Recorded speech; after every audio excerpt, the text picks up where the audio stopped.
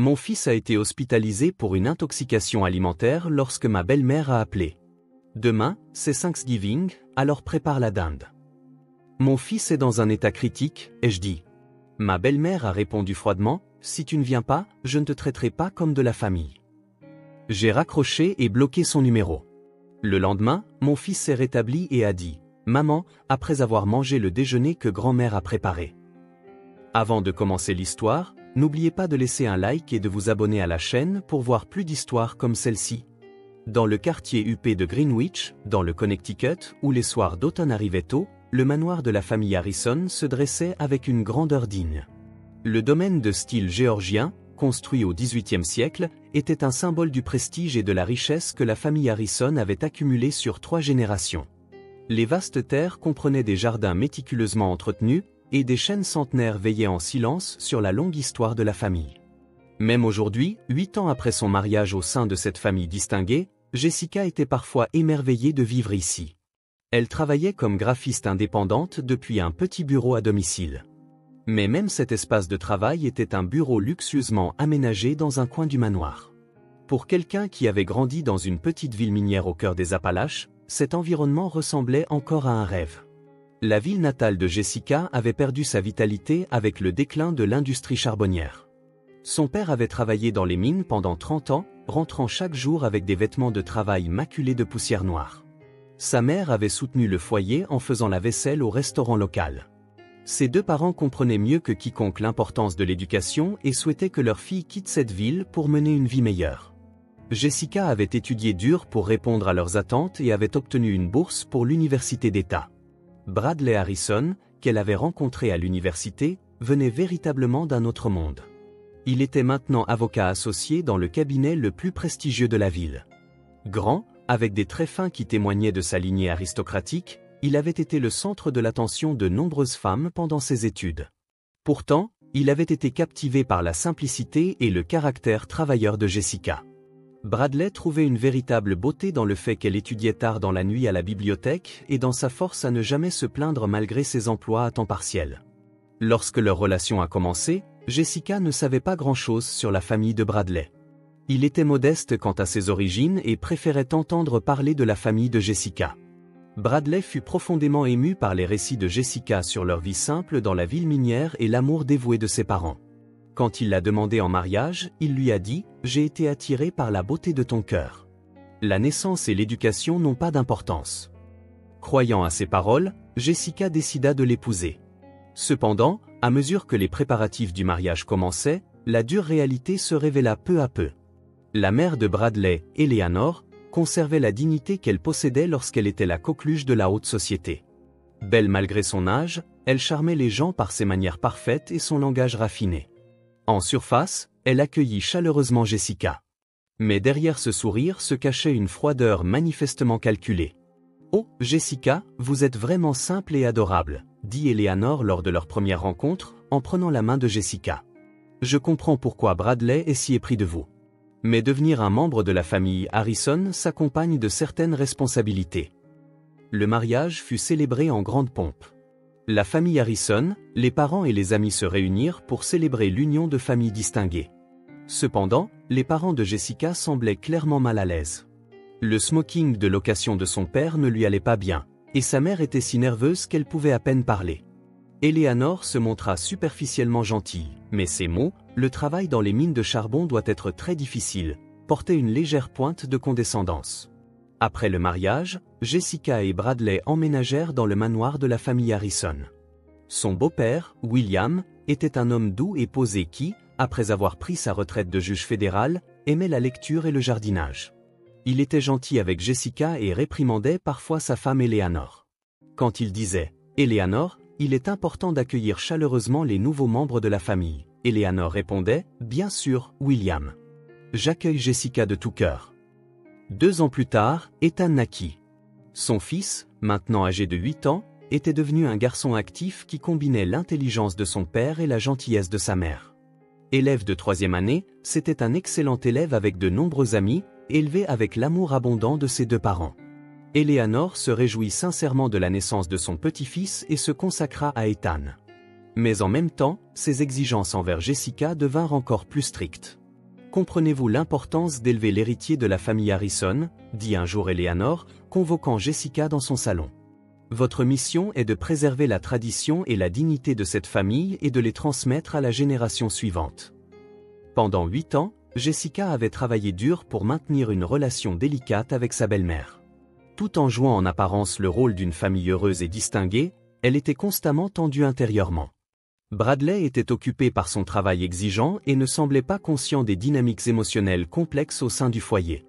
Pour lui, sa mère était une personne à respecter, et il ne pensait pas qu'il y avait quoi que ce soit de mal dans son attitude envers sa femme.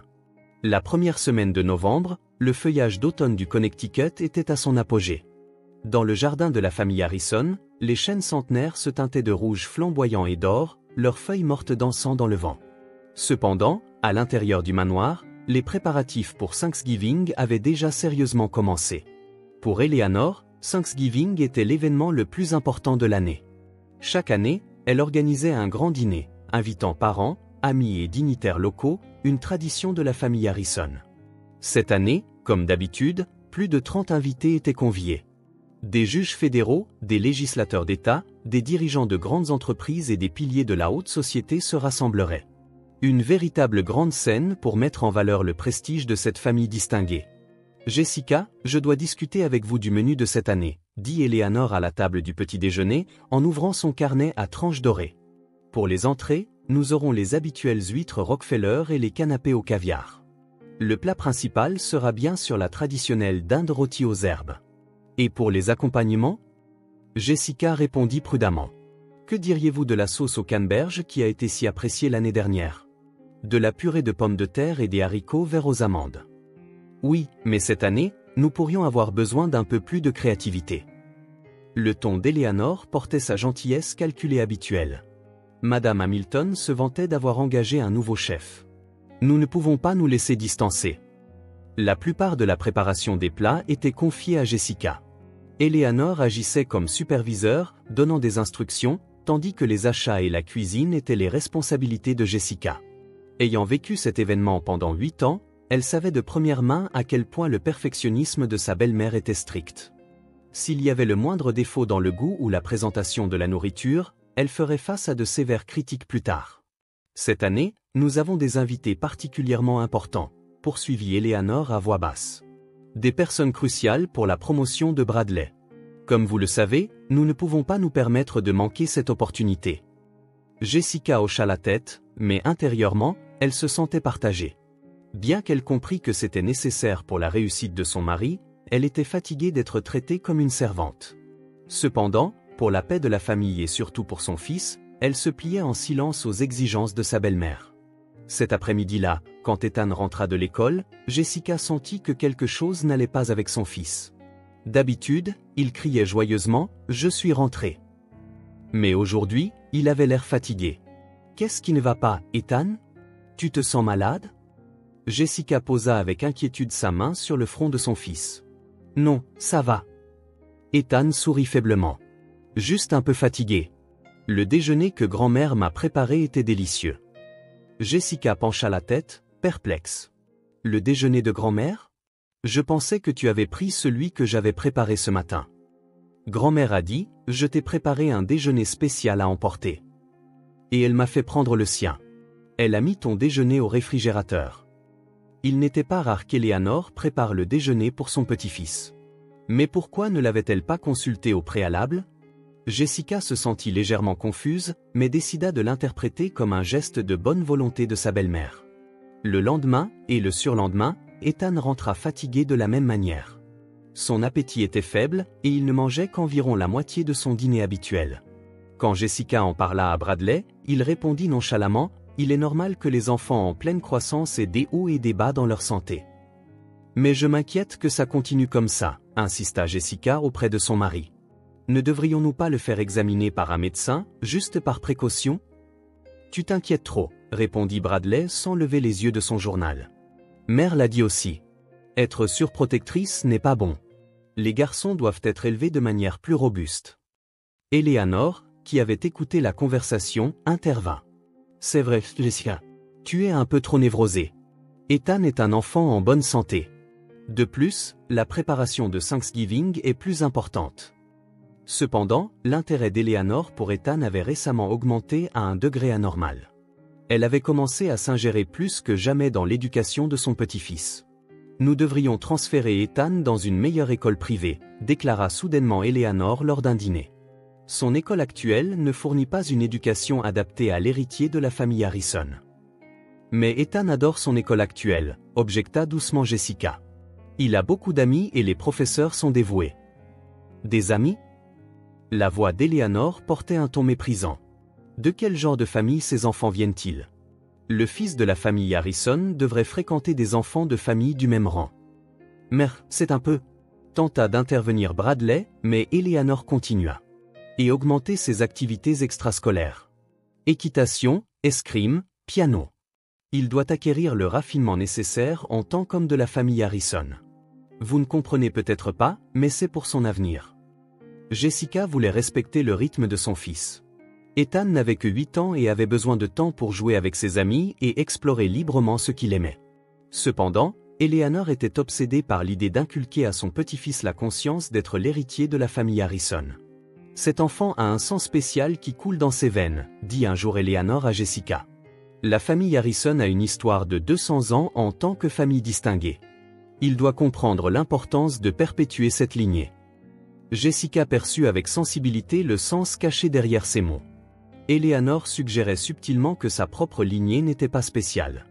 Elle semblait insinuer que le sang d'une fille de mineur de charbon contaminait la lignée distinguée. Bradley était trop occupé par son travail pour remarquer ces tensions subtiles au sein du foyer. Avec un procès important approchant, il continuait un style de vie où il partait tôt le matin et rentrait tard le soir. Il passait souvent les week-ends au bureau également, avec peu de temps pour sa famille. Pendant ce temps, Eleanor avait commencé à se plaindre de Jessica à ses parents et amis. Jessica surprit accidentellement une conversation téléphonique. « Oui, Margaret, je suis vraiment contrariée. » La voix d'Eleanor résonnait dans le couloir. Cette fille n'a pas les qualités pour être une bonne mère. Les différences d'éducation finissent toujours par se voir. Quand je pense à mon petit-fils, je suis vraiment inquiète. À ce moment, Jessica fut frappée par une profonde solitude. Malgré 8 ans d'efforts, sa belle-mère ne la reconnaissait pas comme un membre de la famille. De plus, elle remettait en question ses capacités de mère. À quelques jours de Thanksgiving, les problèmes de santé d'Ethan devinrent encore plus fréquents. Cependant, Eleanor minimisait cela en disant que les enfants tombent parfois malades, et Bradley, absorbé par son travail, ne prenait pas cela au sérieux. Jessica devait s'inquiéter seule pour son fils, lutter avec sa relation avec sa belle-mère et préparer un Thanksgiving parfait toute seule. Le mardi après-midi, 3 jours avant Thanksgiving, Jessica était dans la cuisine en train de préparer la dinde. Devant l'énorme volaille de 25 livres, elle travaillait avec soin en consultant la recette détaillée qu'Eleanor lui avait donnée. Le dîner 2 jours plus tard accueillerait 32 invités, et l'échec n'était pas une option. Vers 15 heures, le bruit des pas d'Ethan résonna depuis l'entrée alors qu'il rentrait de l'école. Cependant, elle n'entendit pas son habituel et joyeux « Je suis rentré ». Jessica se lava les mains et se dirigea vers l'entrée. « Ethan, qu'est-ce qui ne va pas ?» Son fils était accroupi sur le banc de l'entrée, le visage pâle. Des perles de sueur froide couvraient son front. « Maman, j'ai mal au ventre. » La voix d'Ethan tremblait faiblement. « J'ai la nausée. » Jessica se précipita vers son fils, paniquée. « Depuis quand ?» ?»« À l'école, sur le chemin du retour. » « Mais je me sentais un peu bizarre après le déjeuner aussi, » dit Ethan avec difficulté. Le déjeuner de grand-mère avait un goût bizarre aujourd'hui. C'était amer, mais ça aurait été impoli de le laisser, alors j'ai tout mangé. À cet instant, Ethan se leva brusquement et se précipita aux toilettes. Le bruit de vomissements violents retentit. Jessica lui frotta le dos, terrifiée par l'état anormal de son fils. Ce n'était pas juste un rhume. « Ça va ? Tu veux de l'eau ? » « Non, ça va me rendre encore plus malade, » répondit Ethan en s'agrippant aux toilettes. « Maman, j'ai peur. » Jessica prit une décision immédiate. « On va à l'hôpital. Je prends la voiture tout de suite. » Elle mit précipitamment son fils dans la voiture et se dirigea vers l'hôpital général le plus proche. Pendant le trajet, Ethan vomit plusieurs fois et ses douleurs abdominales s'intensifièrent. Au moment de leur arrivée, les lèvres de son fils étaient devenues violettes et sa conscience devenait trouble. « Urgence ! Un garçon de 8 ans avec des symptômes d'intoxication alimentaire, cria Jessica à la réception des urgences. Les infirmières placèrent rapidement Ethan sur une civière et le transportèrent dans la salle d'examen. Le médecin de garde était une femme d'âge mûr qui ordonna efficacement des tests. Quand les symptômes ont-ils commencé? Vers 15 heures cet après-midi, mais il manque d'appétit et se sent fatigué depuis plusieurs jours. Quelle est la dernière chose qu'il a mangée? Il a déjeuné à l'école. Une boîte à lunch préparée par sa grand-mère. L'expression du médecin devint sévère. Des analyses de sang, d'urine et un examen du contenu de l'estomac furent effectués les uns après les autres. 1 heure plus tard, le médecin appela Jessica dans une pièce séparée. « Madame, l'état de votre fils est critique. » La voix du médecin était grave. Les résultats des analyses de sang montrent que des toxines extrêmement puissantes ont été détectées. C'est plus proche d'un empoisonnement que d'une intoxication alimentaire. Jessica devint livide. Un empoisonnement? C'est impossible. Les composants détectés sont des toxines d'origine végétale. Celles-ci ne se mélangeraient pas naturellement à la nourriture. Il est très probable qu'il les ait ingérées intentionnellement ou que quelqu'un les ait mélangées. Qui empoisonnerait mon fils? Il doit être surveillé en unité de soins intensifs cette nuit. Heureusement, ce n'est pas encore à un stade fatal, mais si la découverte avait été retardée de quelques heures, cela aurait été dangereux. Jessica appela son mari d'une voix tremblante. Cependant, il se préparait pour un procès important et ne répondit pas au téléphone. Elle laissa un message sur sa boîte vocale. Ethan a été hospitalisé. S'il te plaît, viens à l'hôpital immédiatement. À 20 heures, alors qu'elle veillait sur Ethan dans l'unité de soins intensifs, le téléphone portable de Jessica sonna. C'était Eleanor. Jessica, tu n'es toujours pas rentrée. Où es-tu? Je suis à l'hôpital. Ethan a été admis pour une intoxication alimentaire. Une intoxication alimentaire. Quelle comédie! Les enfants ont souvent mal au ventre. La voix d'Eleanor ne contenait aucune trace de sympathie. Le médecin dit que son état est critique. Du poison a été détecté. Du poison? C'est ridicule. Où aurait-il pu ingérer une telle chose? Eleanor, demain c'est Thanksgiving, mais cette année, c'est impossible avec l'état de mon fils. La voix d'Eleanor changea soudainement. Qu'est-ce que tu racontes, Jessica? Demain, c'est Thanksgiving. Et la préparation de la dinde? Jessica n'en croyait pas ses oreilles. Mon fils est dans un état dangereux. Ce n'est pas le moment de fêter Thanksgiving. Tu es trop dramatique. Pour un simple mal de ventre d'enfant. Tu vas gâcher la tradition familiale. Plus de 30 invités viennent.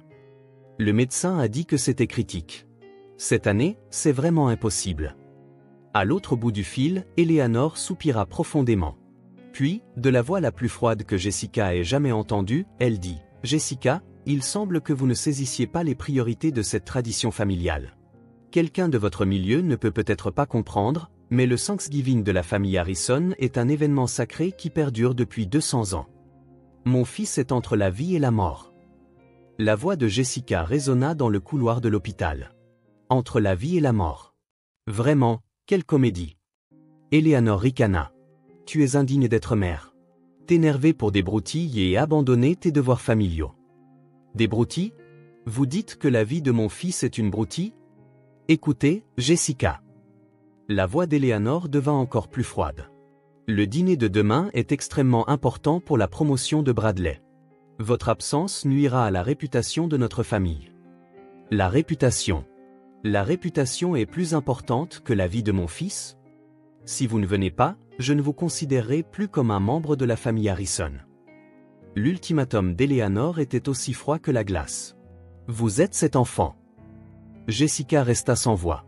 Pendant 8 ans, elle avait désespérément essayé de devenir un membre de cette famille. Elle avait enduré les exigences déraisonnables de sa belle-mère et essayé de devenir la femme et la mère parfaite. Mais à ce moment, alors que la vie de son fils était en danger, sa belle-mère exigeait les préparatifs de Thanksgiving. Eleanor, vous décidez, dit Jessica. Soit vous rentrez à la maison demain matin à 9 h pour commencer les préparatifs, soit vous quittez cette maison pour toujours. Le téléphone fut raccroché unilatéralement. Jessica resta là un moment, son téléphone portable à la main. De l'autre côté de la vitre de l'unité de soins intensifs, son fils dormait douloureusement, sous perfusion. Le médecin avait parlé d'ingestion de poison, Et la source la plus probable de ce poison était ce déjeuner spécial qu'Eleanor avait préparé. Jessica manipula son téléphone portable tremblant et ajouta le numéro d'Eleanor à la liste des appels bloqués. À ce moment, elle fut certaine que sa belle-mère était quelqu'un qui donnait la priorité à la réputation de la famille plutôt qu'à la vie de son fils, et qu'elle était peut-être celle qui avait blessé son fils. Elle essaya de rappeler son mari, mais il ne répondait toujours pas. Il passait probablement la nuit au bureau avant le procès important. Jessica fut forcée de prendre des décisions seule. Elle retourna au chevet de son fils et versa silencieusement des larmes en tenant sa petite main. « Maman est là, Ethan. Quoi qu'il arrive, maman te protégera. » Le matin de Thanksgiving, l'unité de soins intensifs de l'hôpital était enveloppée de silence. Jessica avait passé la nuit sans dormir sur la chaise à côté du lit de son fils. Vers 6 heures du matin, Ethan commença à reprendre conscience. Sa petite main bougea et il ouvrit lentement les yeux. « Maman » appela-t-il d'une voix rauque. « Ethan, comment te sens-tu » Jessica serra fermement la main de son fils. « Encore un peu malade, mais c'est un hôpital ?»« Oui, hier tu es tombé très malade. » Ethan avait une expression confuse. « Je me souviens que j'avais mal au ventre sur le chemin du retour. » Le médecin de garde, le docteur Miller, apparut pour sa tournée. Elle vérifia l'état d'Ethan et afficha une expression soulagée. Il se rétablit considérablement, mais les toxines n'ont pas encore été complètement éliminées. Observons-le encore une journée. Après le départ du médecin, Jessica demanda prudemment à son fils, « Ethan, te souviens-tu de ce que tu as mangé à l'école hier? Peux-tu me dire où est-ce que tu as mangé ?» Ethan hocha légèrement la tête. « J'ai pris mon petit déjeuner à la maison. Des céréales et du jus d'orange. » Puis son fils réfléchit. « J'ai mangé le déjeuner de grand-mère à l'école. Peux-tu m'en dire plus sur le déjeuner de grand-mère ? » Maman. La voix d'Ethan se mit à trembler. Après avoir mangé le déjeuner que grand-mère a préparé, je me suis senti bizarre. Le cœur de Jessica s'emballa. Bizarre comment ? Au début, c'était normal, mais il y avait des feuilles bizarres dans le sandwich. De petites feuilles vertes qui étaient vraiment amères. Ethan grimaça. Grand-mère a dit, ce sont des herbes saines. Mange tout. Le sang de Jessica se glaça. Combien de ces feuilles as-tu mangé ? Au début, je ne voulais pas, mais grand-mère a dit, les bons enfants ne laissent pas de nourriture, alors je les ai toutes mangées. Des larmes apparurent dans les yeux d'Ethan. Puis je me suis senti malade, mais je ne pouvais pas le dire à grand-mère. Pourquoi ne pouvais-tu pas le lui dire ? Parce que grand-mère fait peur, avoua Ethan d'une petite voix. Elle dit toujours, les garçons de la famille Harrison ne se plaignent pas. Alors j'ai enduré. À ce moment, on frappa à la porte de la chambre d'hôpital. Le docteur Miller entra avec une expression sérieuse. « Madame Harrison, nous devons parler. » Le médecin arrêta Jessica dans le couloir. « Les résultats détaillés des analyses de sang de votre fils sont arrivés. La toxine détectée est extraite d'une plante appelée laurier rose. » Laurier rose ? C'est une plante souvent cultivée dans les jardins à des fins ornementales, mais toutes ses parties contiennent de fortes toxines. Les feuilles sont particulièrement dangereuses. La voix du médecin était sévère. Cette toxine ne peut absolument pas se mélanger naturellement à la nourriture. Quelqu'un a dû l'ajouter intentionnellement. Les mains de Jessica tremblaient. Du laurier rose était également planté dans le jardin de la famille Harrison. Elle savait qu'Eleanor avait le jardinage comme passe-temps et aimait particulièrement admirer ses belles fleurs. C'est un cas qui doit être signalé à la police, poursuivit le médecin. Votre fils est victime d'une tentative d'empoisonnement. À 10 heures du matin, Jessica réussit enfin à joindre Bradley. Son mari se précipita de son bureau à l'hôpital, paniqué. Qu'est-ce qui se passe ? Comment ça, un empoisonnement ? Bradley était confus. Jessica lui raconta en détail le témoignage d'Ethan et l'explication du médecin. Le visage de son mari devint progressivement pâle. Impossible, ma mère ne ferait jamais. Elle ne ferait jamais une chose pareille. Bradley secoua la tête. Mère aime son fils. Elle ne penserait jamais à faire du mal à son petit-fils. Mais c'est la vérité, Bradley, dit doucement Jessica. Ethan a clairement dit, le déjeuner spécial de grand-mère. Et hier soir, ta mère m'a dit de donner la priorité aux préparatifs de Thanksgiving alors que mon fils était entre la vie et la mort. C'était peut-être la façon de mère d'exprimer son inquiétude. Son inquiétude ? La voix de Jessica s'éleva. Comment peux-tu dire que quelqu'un qui valorise la réputation plus que la vie de mon fils s'inquiète pour lui? À ce moment, 2 policiers apparurent dans la chambre d'hôpital. Le détective Johnson et le détective Rodriguez. Ils commencèrent à prendre des dépositions détaillées sur l'incident et à prendre des mesures pour préserver les preuves. Avez-vous encore le contenant de la boîte à lunch que votre enfant a mangé en dernier? Demanda le détective Johnson. Je pense qu'il l'a laissé à l'école, répondit Jessica. Et parlez-nous des personnes qui pourraient avoir accès à des plantes pouvant être des sources de poison. Bradley répondit à contre-cœur. Mère a le jardinage comme passe-temps. Du laurier rose est également planté dans notre jardin. Dans l'après-midi, la police obtint un mandat de perquisition pour la maison des Harrison. Eleanor était furieuse et affirma « C'est un complot de la femme de mon fils ». Mais la perquisition eut lieu. Sur l'étagère à épices de la cuisine, des feuilles de laurier rose séchées et en poudre furent découvertes.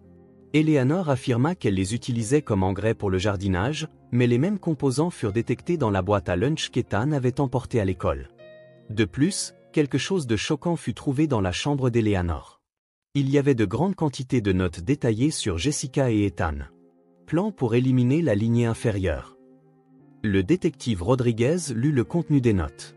Administration progressive de toxines pour déguiser en mort naturelle, afin de protéger le sang pur de la famille Harrison.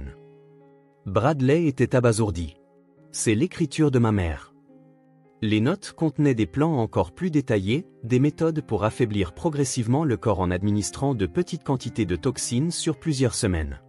Et enfin, il était clairement indiqué qu'il était prévu de traiter cela comme un accident malheureux. Votre mère avait prévu d'empoisonner progressivement votre fils, expliqua le détective Johnson d'un ton sévère. Cette fois, elle semble avoir fait une erreur avec la quantité, provoquant des symptômes aigus. Le soir, Eleanor fut arrêtée. Même menottée, elle continua d'affirmer sa droiture jusqu'au bout. Cette femme et son enfant contaminent notre lignée familiale, cria Eleanor. La famille Harrison est une famille distinguée qui perdure depuis 200 ans. Je ne peux pas supporter que le sang d'une fille de mineur de charbon s'y mélange. Alors, vous essayez de tuer votre petit-fils, insista le détective Rodriguez. Tuer, ricana Eleanor.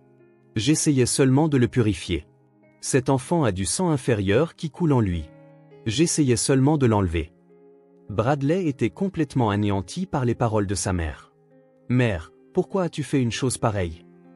Tu ne comprendrais pas, Bradley. Eleanor regarda son fils de haut.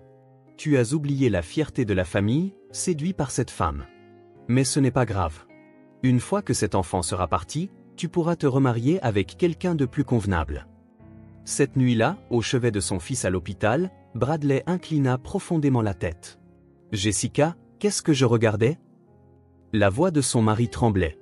Je n'ai pas remarqué l'attitude discriminatoire de ma mère et je vous ai mis, toi et mon fils, en danger. Je ne te blâme pas, répondit doucement Jessica. Mais nous ne pouvons pas revenir en arrière. Je ne peux pas vivre sous le même toit que quelqu'un qui a essayé de tuer mon fils. Je comprends. Bradley hocha la tête en versant des larmes. Je couperai complètement les ponts avec ma mère. C'est ma responsabilité de vous protéger, toi et mon fils. Ethan avait écouté la conversation de ses parents. Il serra la main de son père avec sa petite main. Papa, on n'est plus obligé de retourner chez grand-mère. On n'y retournera plus jamais, promit Bradley à son fils. Nous 3, nous vivrons comme une nouvelle famille. Cette nuit-là, Jessica put dormir paisiblement pour la première fois. 3 mois plus tard, le procès d'Eleanor Harrison eut lieu devant un tribunal de district du Connecticut. Elle fut accusée de tentative de meurtre, de maltraitance d'enfants et de contamination par poison. À la barre des témoins, Eleanor continua de justifier ses actes jusqu'au bout. « Je n'ai rien fait de mal », déclara Eleanor en fixant le juge. La famille Harrison est une famille distinguée qui perdure depuis 200 ans. Protéger cette lignée était une mission sacrée qui m'a été confiée. Le procureur insista. « Alors, vous avez essayé d'empoisonner un enfant innocent de 8 ans? Cet enfant a du sang inférieur qui coule en lui. » La voix d'Eleanor ne contenait aucun regret. On ne peut permettre au sang d'une lignée de mineurs de charbon de contaminer une lignée familiale distinguée. J'essayais simplement de protéger le sang pur de la famille Harrison. Jessica, assise dans la galerie, fut de nouveau frappée d'horreur par les paroles de sa belle-mère. La main de Bradley, assis à côté d'elle, tremblait. Le fait que quelqu'un qui avait été une mère respectable à peine 3 mois plus tôt ait réellement essayé de tuer son fils était insupportable pour son mari. N'aviez-vous aucune affection pour votre petit-fils, Ethan? De l'affection, ricana Eleanor. Cet enfant n'est pas mon vrai petit-fils. C'est un enfant mélangé au sang souillé de cette femme. Comment pourrais-je avoir de l'affection pour lui? Le tribunal était enveloppé de silence. Les gens dans la galerie restèrent sans voix devant des paroles qui semblaient impossibles à prononcer pour une mère et une grand-mère. La sentence fut lourde. Eleanor Harrison fut condamnée à 15 ans de prison pour tentative de meurtre. Pour cette femme de 62 ans, cela équivalait en fait à une peine à perpétuité. Pendant la lecture du verdict, Eleanor ne changea jamais d'expression. Après avoir quitté la salle d'audience, Jessica et Bradley se tinrent tranquillement la main. « C'est enfin terminé », murmura Bradley. « Non, c'est le début », sourit Jessica. « Le début de notre vie en tant que vraie famille. » Après l'incident, Bradley avait démissionné du prestigieux cabinet d'avocats.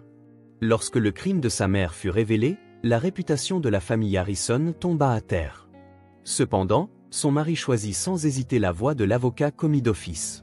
Bien que son salaire ait considérablement diminué, il trouvait une profonde satisfaction à travailler pour les personnes défavorisées. La famille avait commencé une nouvelle vie dans un petit appartement. Comparé au manoir de la famille Harrison, il était incomparablement petit. Mais pour Jessica, c'était la maison la plus confortable où elle ait jamais vécu. « Papa, aujourd'hui à l'école », raconta Ethan à la table du dîner. « Mon ami Tommy a dit, ton père est un avocat qui aide les pauvres, n'est-ce pas?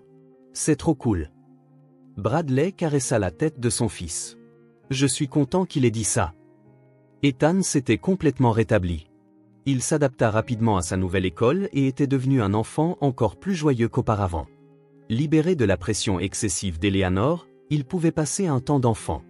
À l'approche de Thanksgiving, les parents de Jessica vinrent leur rendre visite depuis les lointaines Appalaches.